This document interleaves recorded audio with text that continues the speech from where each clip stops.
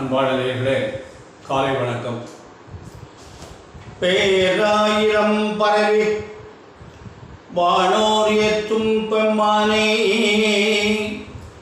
பிரிவில அடியார்க்கு என்றும் பாராது செல்வம் வருவிப்பானை, மந்திரமும் தந்திரமும் மருந்துமாகி தீராத நோய் அருள வல்லான் தன்னை, திரிபுரத்தில் சிலைகை கொண்ட போரானை, உள்ளிருக்கு வேலூரானை போற்றாதே ஆற்ற நாள் போக்கினேனே, போற்றாதே ஆற்ற நாள் போக்கினேனே.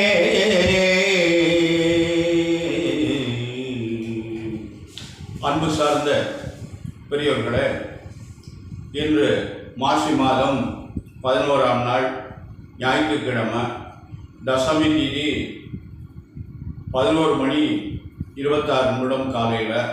பின்னாடி ஏகாதசி தேதி, மூல நட்சத்திரம் மாலை 4:30 வரை இருக்குது. பின்னாடி பூராட நட்சத்திரம். அமிர்த யோகம், சித்த யோகம். மூல நட்சத்திரம் இருக்க வரையும் அமிர்த யோகம், அதுக்கு பிறகு சித்த யோகம். இன்றைக்கு யோகம் நன்றாக இருக்கிறது. ராகு காலம் 4:30 முதல் 6 வரை, யமகண்டம் 12 முதல் 1:30 வரை, குளிகன் 3 முதல் 4:30 வரை, சூலம் மேற்கு.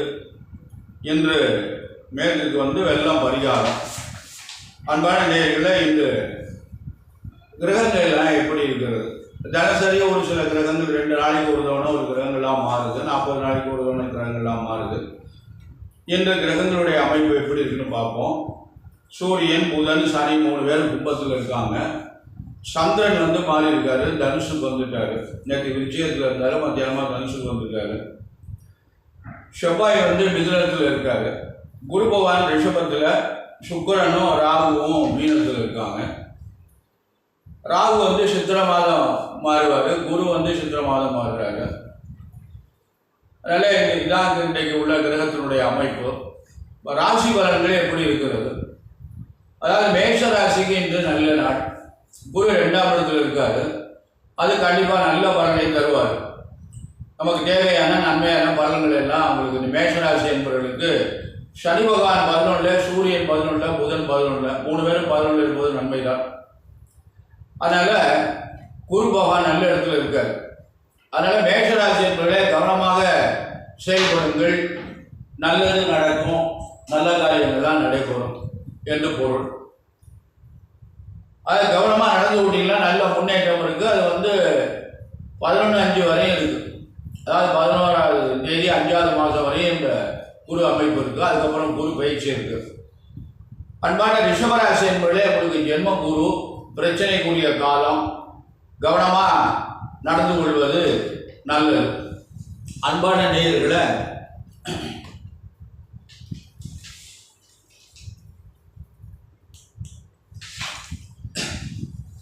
இந்த ரிஷபராசி என்பவர்கள் கொஞ்சம் கவனமாக ஜாக்கிரதையாக நடந்து கொள்வது ரொம்ப நல்லது. ஏன்னா பிரச்சனைகளை ஏதாவது உருவாக்கி விட்டுரும், இடம் மாற்றங்களை கொடுக்கும். வெளிநாட்டுக்கு போகலாம், வெளிநாட்டில் இருந்தால் இங்கே வரலாம், பதவி உயர்வு எதிர்பார்த்துருந்தால் வரலாம். இடம் மாற்றத்தை, அதாவது வேறு எங்கேயாவது ஒரு ஊரில் வேலை பார்க்கலாம், சொந்த ஊர் பக்கம் கேட்கலாம், போகலாம், இதெல்லாம் இருக்குது. ஆனால் பிரச்சனைகள் ஏதாவது ஏற்படுத்திடும், கவனமாக நடந்து கொள்ளுங்கள். அன்பான மிதுன ராசி என்பது உங்களுக்கு குரு பகவான் 12ஆம் இடத்துல இருக்காரு, விரைய ஸ்தானத்தில் இருக்காரு. தேவையில்லாத என்னத்தையாவது விரைகளை எடுத்து விடுவார். பார்த்து கவனமாக நடந்து கொள்வது ரொம்ப நல்லது. நல்ல விரை செலவுகளாக பண்ணுங்க, சுப விரைகளாக முடிஞ்ச வரையும் பண்ணுங்க. தேவையில்லாத செலவில் போய் மாட்டிடாதீங்க. அன்பான கடகராசி என்பவர்களே, உங்களுக்கு இந்த குரு பகவான் நல்ல இடத்துல இருக்கார். குரு பகவான் 11ஆம் இடத்துல இருக்கார். மற்ற கிரகங்களாக உங்களுக்கு பலமாக இல்லை. ஒரு ராசிநாதன் கூட 6ஆம் இடத்துல போயிருக்கார், தேய்பிரை சந்திரன். அதனால கடகராசிக்காரர்களுக்கு நல்ல இருக்கு நேரம், நல்லதெல்லாம் நடக்கும் அப்படின்னு பார்த்து ஜாகிரதையாக பண்ணி கொடுப்போம். இன்று உங்களுக்கு நல்ல யோகமான நாள் என்று சொல்லலாம். அடுத்து சிம்மராசி என்பதே உங்களுக்கு நாள் சரியில்லை, பார்த்து ஜாகிரதையாக நடந்து கொள்ளுங்கள். அதாவது குரு 10ஆம் இடத்துல இருக்காரு. குரு 10ல் இருந்தால் பவுசி குறைப்பான என்று சொல்லுவார்கள். பவுசி என்றால் என்ன? நம்முடைய நல்ல நிலைமையை குறைச்சி காட்டுவாங்க அப்படின்னு பேரும். அதனால் நம்ம ஜாக்கிரதையாக நிதானமாக நடந்து கொள்வது நலம். அந்த சித்திரை மாதம் 28ஆம் தேதி வரையும் ஜாக்கிரதையாக நடந்து கொள்ளுங்கள். அதுக்கு பிறகு உங்களுக்கு 11ஆம் இடத்துக்கு வந்துடுறது நல்லது. கன்னிராசி என்பவர்களுக்கு அருமையான நாள் உண்டு. கன்னிராசி என்பவர்களுக்கு குரு பகவான் எங்கே இருக்கார் அப்படின்னா 9ஆம் இடத்துல இருக்கார். சனி பகவான் 6ஆம் இடத்துல இருக்கார். இது ரெண்டும் உங்களுக்கு நல்ல. செவ்வாய் 10ல் இருக்கார். இதெல்லாம் உங்களுக்கு நல்ல அமைப்பு. தொழில் சாரம்லாம் நல்லா இருக்குது, நல்ல முன்னேற்றம் இருக்குது. காரியங்கள் எதுவும் தடைப்படாது. உங்களுக்கு என்னென்ன காரியங்கள் தேவையோ அந்த காரியங்களை அனைத்தும் செஞ்சுக்கலாம். அதாவது நான் என்னுடைய பழக்கம் என்னன்னு கேட்டீங்கன்னா, இந்த ஓஹோன்னு இருப்பீங்க, கொட்டுங்கிற உங்களுக்கு தேவையான காரியங்களை பூர்த்தி பண்ணிக்கணும். அதெல்லாம் நீங்கள் என்ன மனிதனுக்கு ஒவ்வொருத்தருக்கும் ஒவ்வொரு தேவைகள் இருக்குது, அது கூட அவங்களுக்கு நிச்சயமாக நடைபெறும் அப்படின்னு பேர். அன்பான துளாராசி என்பவர்களே, அவங்களுக்கு குரு சரியில்லை, 8ல் இருக்காரு. புதுசாக எதையும் பண்ணாதீங்க, கொஞ்சம் பொறுமையாக இருங்க. கொஞ்சம் நாள் தான், ஒரு 2 மாதம் தான் இருக்குது, கொஞ்சம் பொறுமையாக இருங்க. செய்ததை என்ன பண்ணிக்கிட்டு இருக்கீங்களோ அதை கவனமாக பண்ணுங்க. உங்களுக்கு ராகு 6ல் இருக்காரு, நல்ல பலன் தரும். ராகுல இருக்க 6 உங்களை எந்த குறையும் இல்லாமல் பார்த்து கொள்ளும். அடுத்து விருச்சிக ராசி என்பதில் உங்களுக்கு நல்ல நாள், நல்ல காரியங்களாக நடக்கும். குரு 7ஆம் இடத்துல இருக்காரு, அருமையான நாள், நல்லது நடக்கும், நல்ல காரியங்கள்லாம் நடைபெறும். அன்பான தனுசு ராசி என்பதிலே உங்களுக்கு இப்போ குரு 6ஆம் இடத்துல இருக்காரு. உடல்நிலை ஆரோக்கியத்தில் கொஞ்சம் கவனமாக இருக்கும். கொஞ்சம் எதிர்ப்பு இருக்கிறதுக்கு வாய்ப்பு இருக்குது, அதையும் பார்த்து நடந்துக்குமா.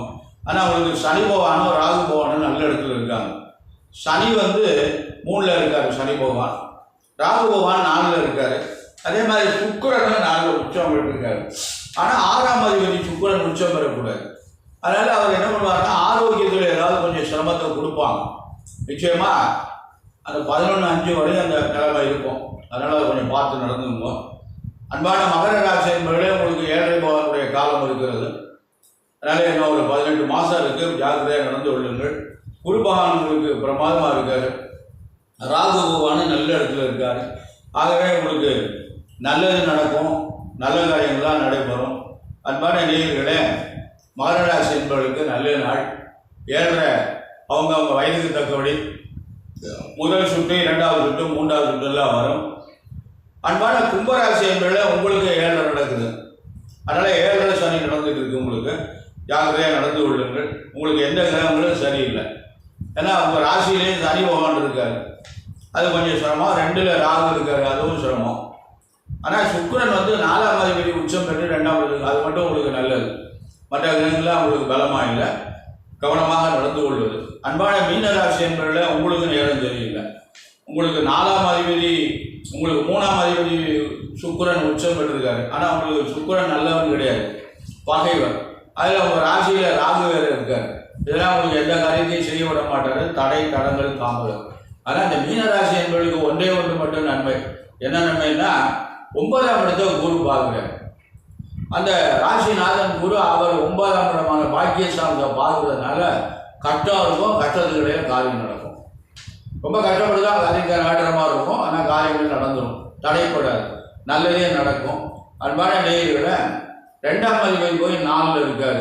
கொஞ்சம் உடல்நிலையில் ஏதாவது கொஞ்சம் கவனமாக இருக்கணும், சற்று சிரமங்கள் இருக்கலாம்.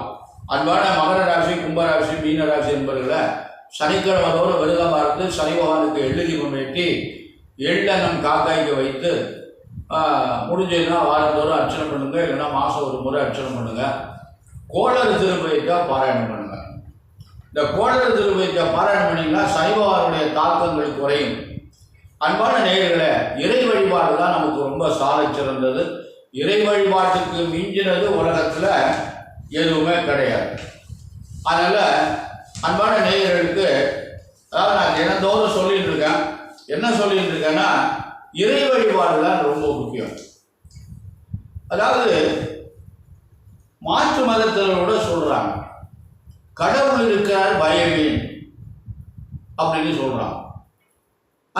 அது ஒரு நல்ல அருமையான அமைப்பு. அது இறைவன் இருக்கிறார், ஏன் பயப்படணும்? நம்ம வாழ்க்கை நடப்போம், அவர் எல்லாத்தையும் இருப்போம். அதுக்காக நம்ம ஆட்டுக்கு நடப்போம்னா, நம்ம ஆட்டுக்கு தலைகாலம் தெரியாமல் நடந்தோம்னா என்ன பண்ணுறது? காலையில் நடக்கிறது போல தலையாக நடக்கிறான்னு சொல்லுவாங்க. அந்த மாதிரிலாம் பண்ணோம்னா தவறு வந்துடும். அதனால் நம்ம வாழ்க்கை நிதானமாக நடப்போம். இறைவன் நமக்கு ஒரு நல்வழியை காட்டுவாங்க. அதனால் இறை வழிபாடு செய்யுங்க. அதாவது நம்மளால் முடிஞ்சது, அதாவது திருவாசகம் பாராயணம் பண்ணுங்க, தேவாரம் படிங்க, இறைவனுடைய நாமாவளியை சொல்லுங்க. ஒன்றுமே சொல்கிறதுக்கு நமக்கு முடியல தெரியல அப்படின்னா ஓம் நம சிவாய ஓம் நம சிவாய எதையாவது பாட்டுக்கு சொல்லிக்கிட்டே இருங்க. இதெல்லாம் உங்களுக்கு ஒரு சிவாய நம என்ற சிந்திப்பாருக்கு அபாயம் ஒரு நாளில் இதுவே உபாயமாகும் ஔவையார் சொன்னாங்க. அன்பான நேயர்களே, இறை வழிபாடு உங்களுக்கு ரொம்ப முக்கியம். அடுத்தபடியாக மாசி மாதம், அதாவது உங்களுக்கு ஒரு முக்கியமான ஒரு கருத்தை நான் இங்கே வந்து பதிவு பண்ணுறேன்.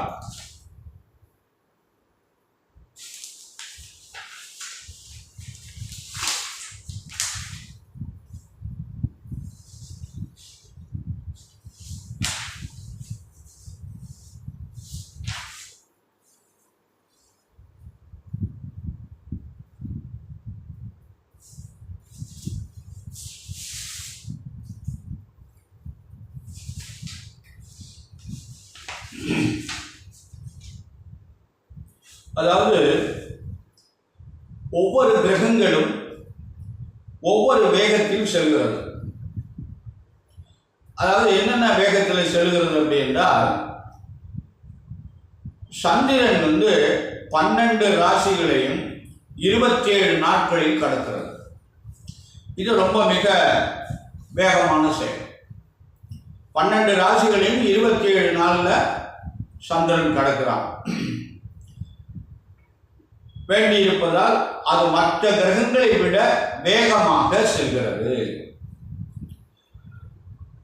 சனி பகவான் 12 ராசிகளையும் 30 ஆண்டுகளில் கடக்கிறார்.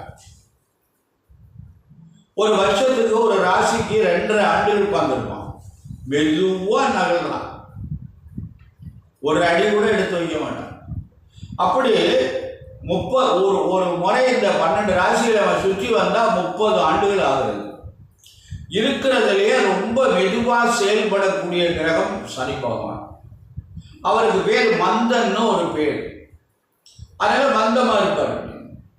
ஒரு ஜாதகத்தில் லக்னத்தில் சனி இருந்தால் அவங்களுடைய செயல்பாடு மந்தமாகும். 4 சனி இருந்தாலும் மந்தமாகும். இப்படி இல்லை. அதனால இருக்கிறதுல ரொம்ப மெதுவாக நகரக்கூடிய கிரகம் சனி பகவான். அவன் 30 ஆண்டுகளில் தான் கடக்க வேண்டியது.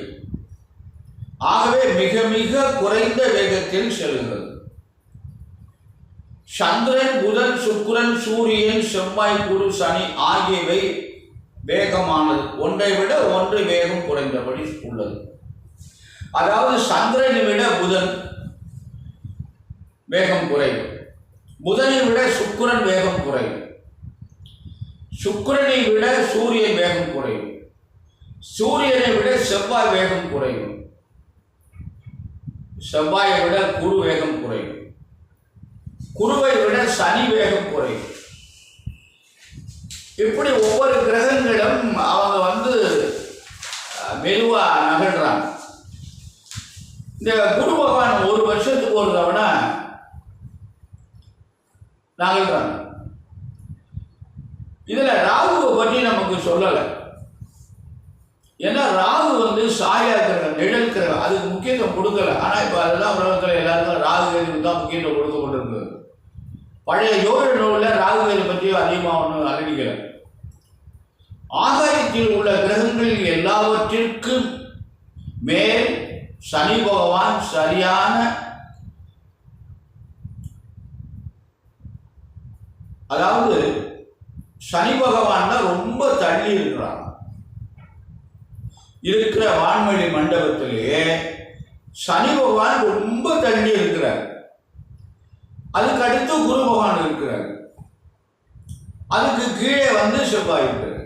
சனி பகவானுக்கு கீழே குரு பகவான், குரு பகவானுக்கு கீழே செவ்வாய், அதுக்கு கீழே சூரியன், அதன் கீழே சுக்கிரன், சுக்கிரனுக்கு கீழே புதன், அதன் கீழே சந்திரன். இப்போ இந்த சந்திரன் தான் நமக்கு ரொம்ப கீழே இருக்கான், கிட்டக்க இருக்கான். அதனால இப்போ சந்திரன் நமக்கு ரொம்ப, அதனால சந்திர மண்டலத்துக்கு ஈஸியாக நம்ம போகிறோம். கிரகங்கள் சஞ்சாரம் செய்கிறது, நமக்கு அருகாமை சந்திரன் உள்ளது. ஆகவே அன்பான நேயர்களே, நம்ம அந்த கிரகங்கள் தான் நமக்கு அசைவுகளை நமக்கு தருகிறது.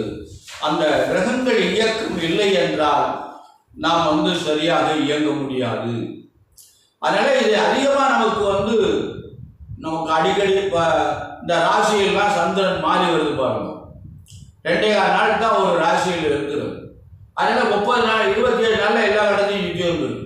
அதனால இப்ப இருக்கிறதுலே சந்திர மண்டலம் தான் நமக்கு மிக அருமாதியில் இருக்குது. அதனால சந்திர மண்டலத்துக்கு மக்கள்லாம் போயிட்டு வர்றாங்க, ராக்கெட்லாம் போகுது. அதுவே ரொம்ப செலவணி போக வேண்டியிருக்கு. அதனால மற்ற மண்டலங்கள்லாம் நம்ம போறதுங்கிறது ரொம்ப கஷ்டம். அன்பான நேயர்களை இறை வழிபாடு செய்யுங்கள். ஒவ்வொரு நாளைக்கும் எனக்கு தெரிஞ்ச ஒரு கருத்துக்களை பதிவு பண்ணுறேன். இறை வழிபாடு செய்து நல்லருள் பெற்று எல்லாரும் நலமுடன் வாழ எல்லா வல்ல சர்வேஸ்வரனையும் எம்பெருமான் வள்ளல் பெருமான் வள்ளியின் மணாளன் முருகப்பெருமானையும் பிரார்த்தனை செய்து நிறைவு செய்கிறேன். நன்றி, வணக்கம்.